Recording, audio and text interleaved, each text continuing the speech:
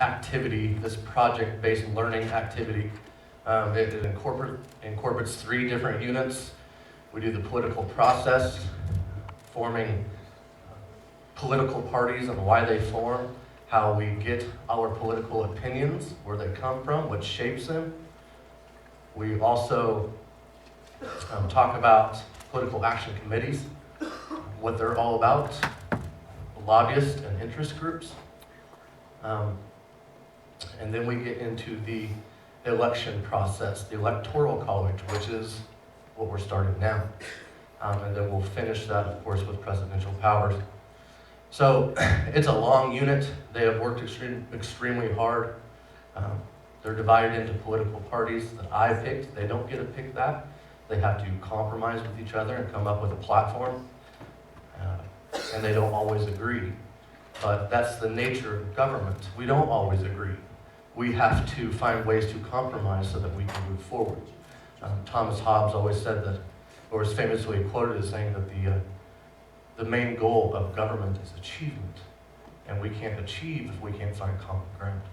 So keep that in mind, and especially as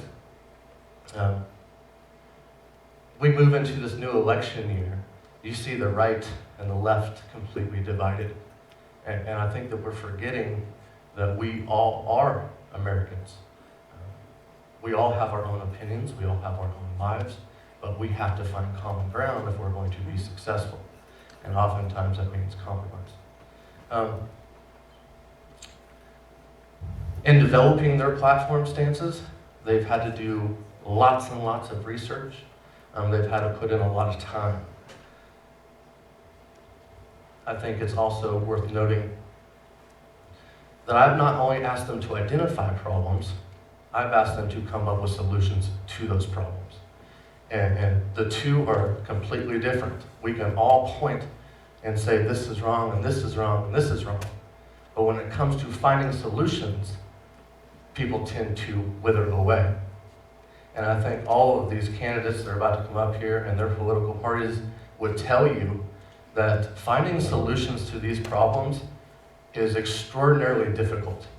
And then it becomes even harder when you have to convince a nation that that's the way you should go. So keep that in mind. They're going to try and convince you about their platform topics, and they're going to support their stances with evidence. At least they're supposed to, right? But something I've always told my government class and my students in general, and we started out the semester talking about Plato's allegory of the cave. And according to Plato, knowledge is lived, it's not learned. You have to go out and find it yourself. You have to do the research. You have to dig in. You can't just take people's word for it. If you want true knowledge, go find it. And that's what I've encouraged these groups to do. So with that being said, this is our first annual 2016 Presidential Debate. We're doing it different than we've done in the years past, and it's growing and it's getting better. So I applaud the senior class for making it that way. So without further ado, I will explain a little bit about the process. We're going to have 5 different rounds. You'll see the topics. We're going to start out, though. Each presidential candidate will have an opening statement. They get 2 minutes. After the 5 rounds are over, we'll have an audience Q&A where you'll get to ask questions to a specific candidate. I ask that you remain respectful. If you feel like cheering or something like that because you agree with somebody, that's fine with me. But save your boos, please. Again, these guys have done a lot of work. They don't deserve that. And also give them respect because very courageous to stand up here. This isn't easy to do. So you guys have already won in my book, so I just want you to go up here and dominate. I think that's about it. We will get rolling.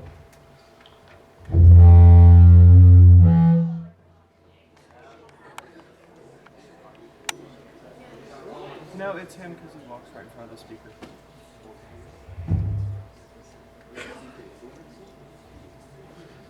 All right, the first candidate is Courtney Baker.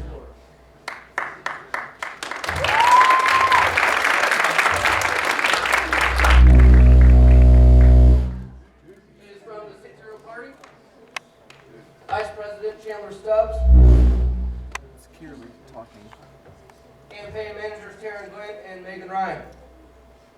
The second candidates, Matt Raby. He is of the Jackson Florida Party. Vice President Zach Gear. Campaign managers Angela Nunez and Noah Tuscan. The third and final candidates, Chase Sneed of the Sparrow Party. Vice President Lily Bledsoe. Campaign managers Jewel Crowley and Austin Gray. All right. See if this mic's any better. There we go. We'll let the debate begin. We will start with an opening statement from Ms. Bayshore. Thank you. I do not stand before you today to tell you what America should or should not be. I'm not here to make empty promises. I want to share with you what I feel will make America even greater. My name is Courtney Bayshore, and I'm the president of the Centiro Party. Our first line of action while in office will be to institute gun safety regulations. That will require everyone to take a gun safety course, and we will also increase background checks to 1 month so we can ensure that they're being checked out fully. We also plan to ban assault rifles and limit magazine clip size to 10. Secondly, we will instill separation of church and state so that churches are not discriminated against for holding true to their beliefs.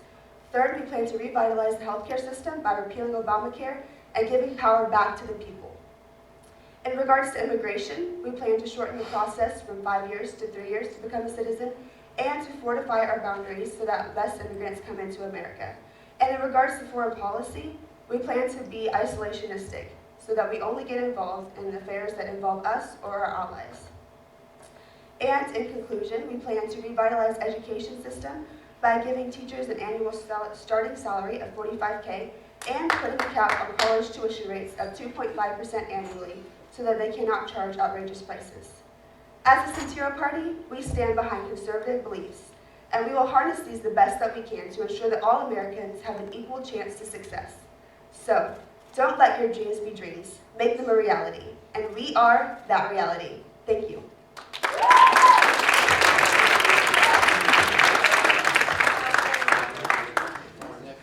Our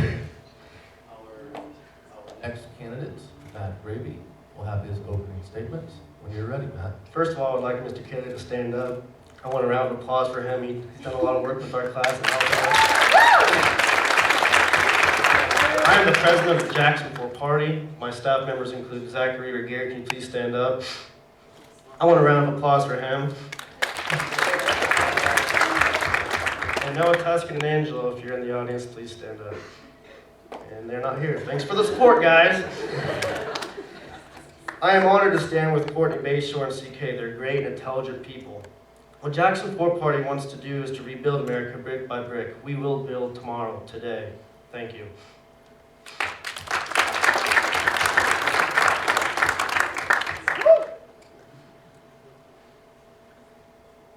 Our third and final candidate, Chase Sneed. I'm Chase Sneed, president of the Sparrow Party. And what I believe is that America needs to rebuild. We've been broken down and we just need to come back. So, our policy for immigration is going to be that we're going to institute a fine of $150,000 for companies that are hiring illegal immigrants. What this is going to do is this is going to keep them from hiring illegals and keep our jobs in America. So, another thing that we're going to do is we're going to create an incentives program so that, with evidence, the illegal immigrants can be turned in and sent back to Mexico.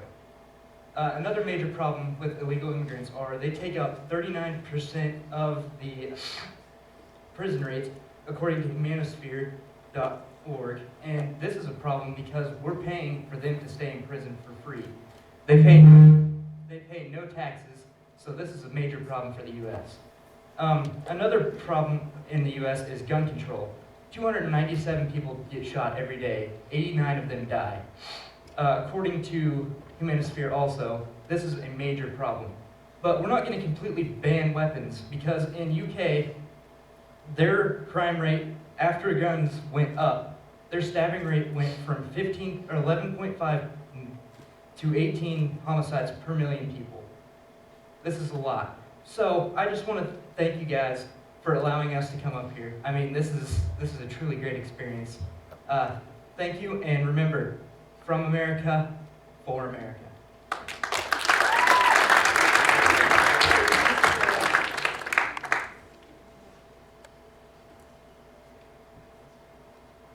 Okay, first, opening statements. Very well done. We'll start our first round. We'll have 10 minutes to debate immigration and all things of immigration. How this will work is I will address one of the candidates with the question. As soon as I do that, the debate will begin, and we will have 10 minutes. It's up to the candidates to jump in when they can. They have been thoroughly prepared for how this speech is, or how this debate's going to go. So here we go. First question will be to Courtney Facial. In your view, what are the major issues facing this country in terms of illegal immigration? And what will you do as president to solve these problems? I'm glad you asked, because I would love to share my answer with you.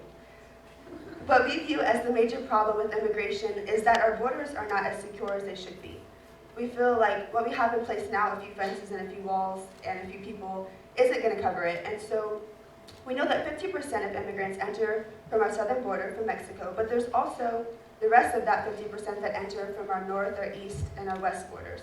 And so what I will do as president is imply that we will build and refortify our walls and our borders so that less immigrants will enter America. And we plan to pay for this by increasing tax rates 0.5% over a 5-year span of time. We feel like this will help America become safer and will be more closed off to immigrants who are trying to enter the U.S. And we also plan to shorten the process of becoming a citizen from 5 years to 3 years, so that those who enter legally and those who are here legally already and are trying to become an American will have an easier time to obtain that. So, is your plan going to cover how many people can be immigrated in the U.S.? Because this could be a problem with overpopulation if the time is reduced from 5 years to 3 years. No, it is not going to cover that, and we do not feel like it will be a problem because this is not the first time that the amount of time to become a citizen has been reduced. And when it was, there was no problem with overpopulation. So, I agree with part of your plan to increase our border security, but what are you going to do about the people that are already in the United States? That is why we are reducing the period of time to become a citizen from 5 years to 3 years. They will still have to go through the whole entire process. They'll have to learn English. They will have to take the test. And they will still have to go through all the steps that are involved, including the fee. But we feel like they are a great benefit to our economy. There are some, yes, that take jobs from Americans that Americans could be using and working in. But the vast majority of immigrants take jobs that Americans are not necessarily interested in. According to Numbers USA, the 4% of immigrants that taking jobs in America take jobs in service and construction. And there are many Americans that do have jobs in service and construction, but immigrants tend to fill in the gaps that other Americans are not wanting to. And so we do feel like they do benefit our economy and our society. And so we do not want to punish them and kick them out. We do want to accept the ones that want to be here and are influencing America for the better. And that's also why we have instituted that if an immigrant has not found a job within 6 months, they will be exported. So what are you going to do about the 37% of illegal immigrants in prisons? We are going to leave them in the prisons because obviously they're there for a reason. And we also will, what? So you're going to make us pay for them to stay in prison? They're already there. It's not like we can just take them back out and throw them back over the border. That's not going to solve problems. Illegal aliens cost U.S. taxpayers more than $100 billion a year, according to ABC News. How is that benefiting the economy? It's not benefiting the economy, but there's also many Americans who are legal who are in prisons now and also costing us money. I do not believe that was the problem. Mr. Raby, I'd like to interject here. What are the major issues then facing the country in terms of illegal immigration? And what do you as president, how would you solve these problems? Well, I want to comment on Courtney's. I totally agree. We need to improve security and make a wall. The problem with illegal aliens is you don't know if they're good or bad coming in. You don't know who's a terrorist. You don't know if they have diseases or not. So I want to build a wall and increase security. How are you going to pay for this wall? Well, if we spend $40 billion, an average $40 billion a year on foreign aid going to countries, can we really trust them? Mr. Sneed, how would you as president solve these particular problems? So, part of our plan is the incentives program, and what this will do, this will include people in prisons. If they're found illegal, we will deport them because they're not paying taxes, which is costing our government money. They're staying in prison for free, which is also costing our government money, and our people money, which is not good at all. So we're going to do that, but also to keep our jobs American, we're going to introduce a $150,000 fine for people that, or for companies that hire illegal immigrants.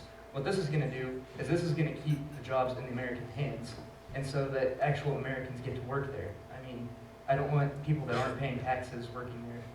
So I think I want to go to another question here. There were 11.3 million unauthorized immigrants living in the United States in 2014, which equates to about 3.5% of the nation's population. It's a pretty big chunk. With these numbers in mind, what would you do as president to deal with the illegal immigrants that are already in the United States today? You can't just go door to door, can you? So that's what our incentives program is going to cover. What's going to happen is it's not going to be like a witch hunt. You're actually going to have to provide information, viable information.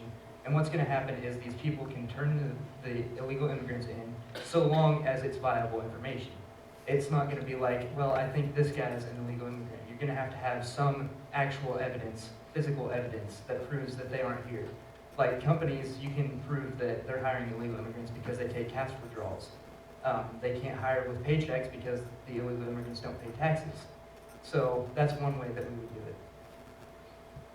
CK, I have a question for you. First of all, how are you going to pay to send the immigrants who are already in jails right now? How are you going to pay to send them back? And where are you going to get the manpower from? So already our border security is taking up a pretty good chunk of our budget. So what we're going to do is we're going to actually take out 14% of our, or 12% of our military spending budget, and we're going to spread that around the board. What that's going to go into is that's going to go to environment and health, it's going to go into sciences, it's going to go in energy and environment, and it's going to go in education. So each of those will be getting 3% of our budget. What's going to happen then is that it's going to spread out the wealth, and then we can hire more people to go in and increase our border security. So with that in mind, we can increase our border security, which means we'll have more of a force that we can use to send people back. Mr. Raby, what would be your approach to dealing with illegal immigrants already in the United States? 11.3 million people. Well, to be honest, it's unrealistic. I don't think you can really stop all the hirings of illegals. But what you can do is make serious penalties on companies or employers that hire illegals. Maybe cut off aid to them or just find their company. It seems as if it's a difficult balance between finding these companies that are based here in the United States, if that's a penalty, instead of encouraging them to just go overseas and take the jobs with them. How would you handle that difficult balance between the fines that you may give to these companies who are employing these illegal aliens, compared to the companies who will say, fine, I'm not going to pay the fine, we're going to pack up and we're going to go across the border and hire legally that way? Well, I have no idea. It's illegal. It's illegal to hire illegal immigrants. So it's the law. I have no idea. Being honest. Courtney, how would you address this problem of the 11.3 million unauthorized immigrants in this country today? How do you find these people? What do you do when you find them? I like what Matt said, that the companies who are going overseas to hire illegal immigrants because they can't get them here, that is a problem. That's losing American money, that's losing our tax dollars. And so we will also institute a fine upon those companies, but it cannot be so great that it causes them to go overseas. And I think that also comes back to your pride in America. If these companies really believed in America and really believed in who we are, they would not feel the need to go overseas to hire other people because they believe in us here now.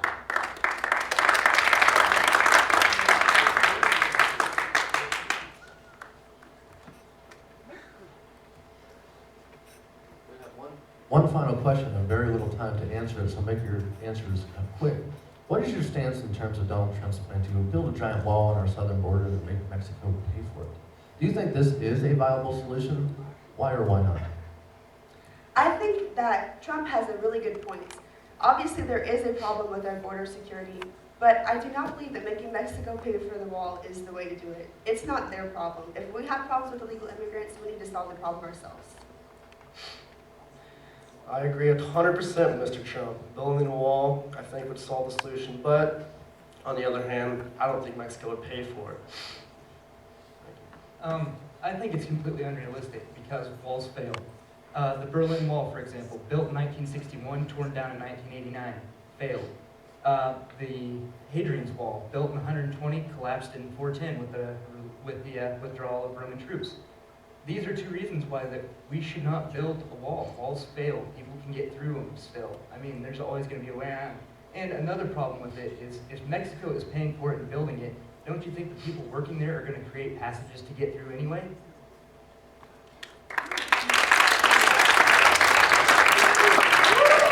That concludes round one. Next round, gun control. The first question will be addressed to Mr. Matt Brady.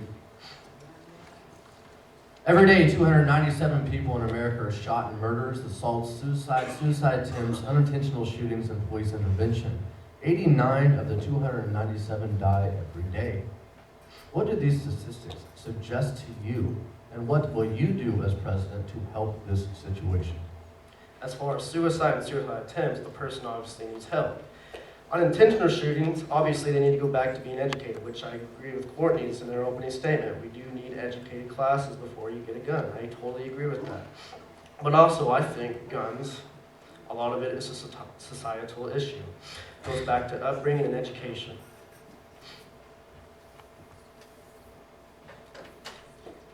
So, Matt, then what are you going to do to solve the problem with guns? Well, I want to educate people on gun safety. All sales need to be required a background check, even a private. And I also want to close the gun show loophole. What the gun show loophole is, federally licensed gun sellers are required to run background checks at these shows, but not all sellers are required to be licensed. Some of those unlicensed sellers sell at gun shows. People do buy guns at gun shows without having to go on a background check. I'd like to comment on the gun show loophole. I actually did some research, and from weforum.org, they actually stated that there is no loophole. They sent people in there and tried to buy guns without getting a background check, and they failed every single time.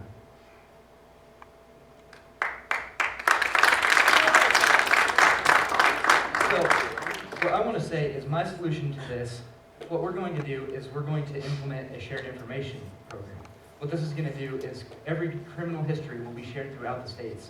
This will make the background checks so much quicker, more efficient. It'll also keep guns from getting out of the hands of people that do have criminal histories. We're going to implement a fine or jail time, depending on the severity of the sale to a felon in a private sale, and all private sales will have to be documented. What this is going to do is like the Heston shooting. That guy got a gun from his girlfriend.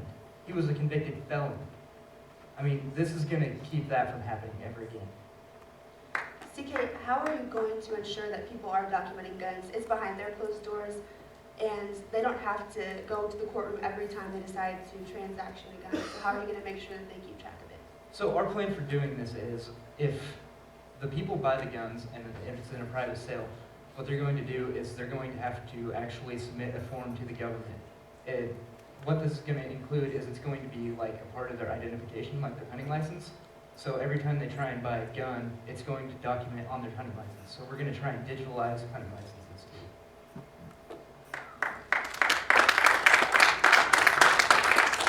I want to briefly comment on the Heston shooting, and you bring up some good points here. This is what is referred to as straw purchasers. People that purchase guns and give them to people that shouldn't have them. In this case, it's extremely sad that the very person that filed the restraining order, the girlfriend, was actually the person that gave him the AK-47 that killed people. What should be done with this person? I honestly think she should be charged for accessory to murder. She gave a gun to a guy that was a convicted felon and he killed people. I mean, that's considered an accessory to murder in my opinion. But you also go to look, she said that she was threatened. That man threatened to be her killer unless he didn't get those guns. She could have easily gone to the police. The police would protect her from that stuff.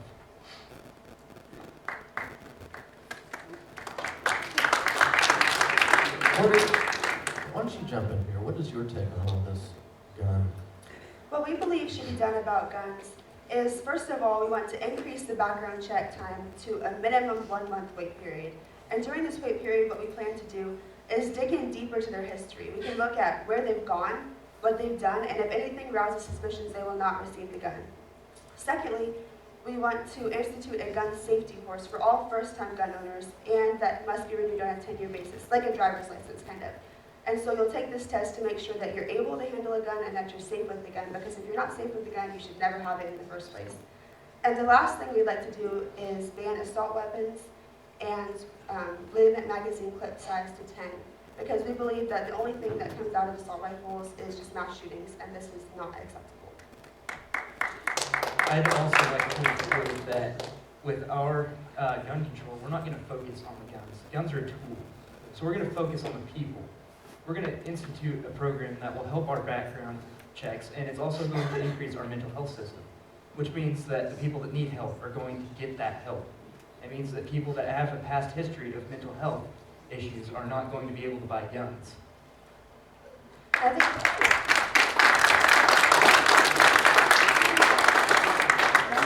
think you bring up a very valid point, CK, and that a lot of it goes back to education and upbringing. How were you raised? What was your mindset? And are you educated enough to understand that guns cause harm to real people and they kill people? It's not just a toy. It's not just for fun. It's not just, oh, look what I can do. It's a real legitimate problem. But also, like CK said, I believe that guns are not the problem. People kill people. Guns do not kill people. And so I believe that banning guns is not the way to go.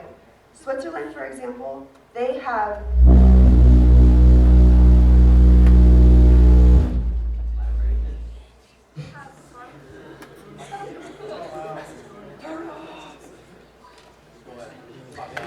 far more guns than any other place on the earth, and almost all of their men own handguns by the time they become an adult.